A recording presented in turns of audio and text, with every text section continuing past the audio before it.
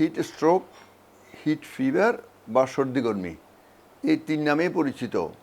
এই সমস্যাটা একটি অত্যন্ত জরুরি স্বাস্থ্য সমস্যা। একটু আমাদের বুঝতে হবে কেন হিট স্ট্রোক হয়। দেখুন, যখন স্বাভাবিক অবস্থায় শরীরের তাপমাত্রা বৃদ্ধি পায় তখন একটা স্বাভাবিক প্রক্রিয়ায় চামড়ার মধ্যে যে রক্তনালীগুলি আছে ওগুলি প্রসারিত হয়, ইংরেজিতে তাকে ডাইলেটেশন বলে। তাতে করে শরীরের তাপমাত্রা ক্রমে কমে যায়। কিন্তু হিট স্ট্রোকে হঠাৎ করে টেম্পারেচার তাপমাত্রা 105.8 ডিগ্রি ফারেনহাইট অর্থাৎ 41 ডিগ্রি সেন্টিগ্রেড বা তার ঊর্ধ্বে যখন হয় তখন শরীরের মধ্যে সাংঘাতিক রকমের কতগুলো পরিবর্তন চলে আসে। পরিবর্তনগুলো হওয়ার অন্যতম মূল কারণ হচ্ছে শরীরের যে বিভিন্ন রকমের প্রোটিন আছে, আমিষ জাতীয় পদার্থ, এগুলো কার্যহীন হয়ে যায়, যেটাকে বলা হয় ডিনেচারেশন। তাই জন্য যেসব অঙ্গ বেশি ক্ষতিগ্রস্ত হয়ে যেতে পারে হিট স্ট্রোকে, তার মধ্যে অন্যতম হচ্ছে সেরিব্রাম, ব্রেইনের অংশ, হৃৎপিণ্ড, কিডনি, লিভার, মাংসপেশি, রক্তের ঝিল্লি, ক্ষুদ্রান্ত, অগ্নাশয় ইত্যাদি। যখন হঠাৎ করে তাপমাত্রা বেড়ে যায় তখন অস্থির লাগবে, তাপমাত্রা বেড়ে যাবে। তাপমাত্রা যদি মাপেন দেখবেন যে 105 ডিগ্রি উপরে হয়ে যাচ্ছে তাপমাত্রা, এবং খিটখিটে মেজাজ হয়ে যায়। মানুষের বমি ভাব হতে পারে, বমি হয়েও যেতে পারে, কারো কারো ক্ষেত্রে অজ্ঞান হয়ে গিয়ে খিঁচুনি হতে পারে, এবং পেশাবের পরিমাণ কমে যেতে পারে। তো এরকম অবস্থা হলে এখন তো আমাদের দেশে তাপমাত্রা অনেক বেশি। আমাদের দেশে এখন এটাকে বলা হয় হিট ওয়েভ চলতেছে। এখন এরকম হিট অ্যালার্ট দিয়েছে সরকার বিভিন্ন ভাবে, মানুষজনকে উৎসাহিত করছে যাতে এই সময় সবাই যতটুকু সম্ভব ঘরের মধ্যে থাকেন, ছায়ার মধ্যে থাকেন। কাউকে কাজের জন্য যদি বাইরে যেতেও হয় তাহলে সম্ভব হলে ডিডে ডালা, সুতির সাদা কাপড় পরবেন এবং সাদা ছাতা ব্যবহার করবেন কিংবা সাদা ক্যাপ ব্যবহার করবেন যদি বের হতেই হয়।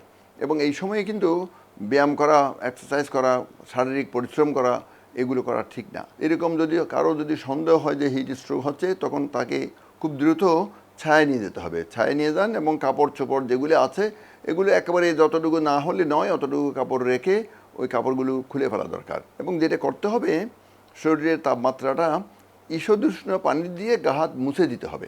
কিন্তু অনেকে আবার ভুলবশত ঠান্ডা পানি একেবারে বরফ দিয়ে চুবিয়ে রাখবেন, বলে ওইরকম করা যাবে না। ওইরকম করলে কিন্তু বরং ক্ষতি হবে।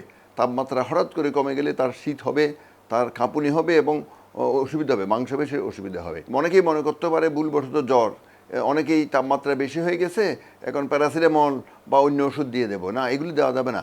এক্ষেত্রে প্যারাসিটামল বা অন্য যে কোনো রকমের ব্যথানাশক জ্বরের ওষুধগুলি একেবারেই দেওয়া যাবে না। এবং এই ক্ষেত্রে প্রচুর পরিমাণে পানি খেতে হবে, লবণসহ পানি। ওআরএস খাওয়ানো যেতে পারে, ডাবের পানি খাওয়া যেতে পারে, প্রয়োজনে স্যালাইন দিতে হবে এবং পেশাবের পরিমাণটা পরিমাপ করতে হতে পারে। বিশেষ করে যদি কারো একবার হিট স্ট্রোক হয়ে যায় তাহলে তাকে বারবার পর্যবেক্ষণ করা দরকার। প্রয়োজনে তাকে নিবিড় পরিচর্যা কেন্দ্র অর্থাৎ আইসিইউতে নিয়ে তার কতটুকু পেশাব হচ্ছে, কতটুকু ফ্লুইড দিচ্ছি, তাপমাত্রা দেখা, হৃৎপিণ্ড দেখা, প্রয়োজনে কিছু পরীক্ষা নিরীক্ষা করতে হতে পারে, যেমন সাধারণ রক্ত পরীক্ষা, তারপরে যেমন ইলেকট্রোলাইট, কিডনির পরীক্ষা, কিডনির ফাংশন যেগুলো দেখে, ক্রিয়েটিনিন, লিভারের পরীক্ষা, হৃৎপিণ্ডের ছন্দ বৈষম্য হয়ে যেতে পারে, এরিথমিয়া হয়ে যেতে পারে। তাই জন্য ইলেকট্রোলাইট, পটাশিয়াম কমে যেতে পারে, ক্যালসিয়াম কমে যেতে পারে। তাই জন্য ওদের ইসিজি করা যেতে পারে। এখানে মূলত অনেকগুলো ওষুধ আছে যেগুলিতে এরা অধিক ঝুঁকিপূর্ণ। শিশুরা এবং বয়স্করা তো ঝুঁকিপূর্ণ বটেই, আবার কারো যদি মানসিক রোগ থাকে তাহলে যদি ক্লোরপ্রোমাজিন, লার্গেক্টিল জাতীয় ওষুধ খায়, কারো যদি বিষণ্ণতা থাকে, ডিপ্রেসিভ ইলনেস, কেউ যদি বারবিচুরেট ওষুধ খায়, কেউ যদি এরকম বিভিন্ন রকমের স্নায়ুতন্ত্রের রোগের ওষুধ খায়, তাহলে কিন্তু মানসিক রোগের ওষুধ খায় তারা কিন্তু ঝুঁকিপূর্ণ।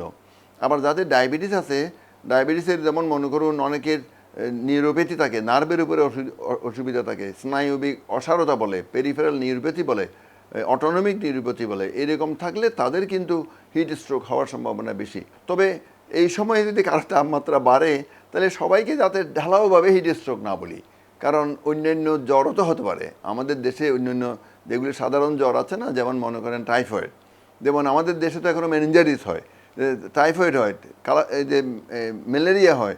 তো এরকম রোগগুলি কিন্তু ভাইরাল ফিভারও কিন্তু এরকম অনেক বেশি জ্বর হতে পারে। তাই জন্য এখন তাপমাত্রা বাড়লেই ঢালাওভাবে যাতে আমরা হিট স্ট্রোক না বলি। আমাদের দেশে অন্যান্য যেই সব রোগে জ্বর হয় ওগুলোর কথায় আমাদের মনে রাখতে হবে। তো আমরা আশা করছি আপনারা সবাই সুস্থ থাকবেন, ভালো থাকবেন। আমরা সবাই হিটস্ট্রোক থেকে বাঁচার জন্য প্রয়োজনীয় ব্যবস্থা নিয়ে। ধন্যবাদ আপনাদের সবাইকে।